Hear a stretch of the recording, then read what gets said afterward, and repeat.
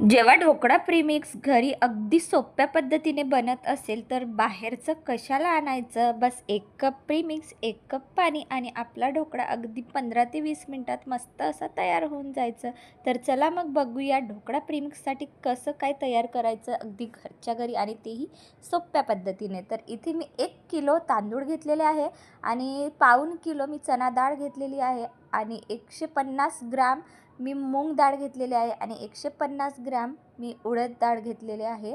छान असं मस्त मिक्स करून घेऊ आणि तुमच्याकडे जर वेळ असेल तर तुम्ही छान याला धुवून मस्त असं उन्हामध्ये वाळवून तुम्ही दळून आणू शकता. सध्या माझ्याकडे वेळ नाही म्हणून मी एका ओला कापडाने छान असं मस्त पुसून 5 ते 10 मिनिट उन्हामध्ये ठेवणार आहे. तर बघा आता दळून आणलेलं आहे आणि आपलं ढोकळ्याचं पीठ तयार झालेलं आहे. तर इथेच काही आपल्या ढोकळ्याचं प्रीमिक्स तयार झालं नाही तर समोर पण पुन्हा इथे काही आपल्याला ॲडिशनल ॲड करावं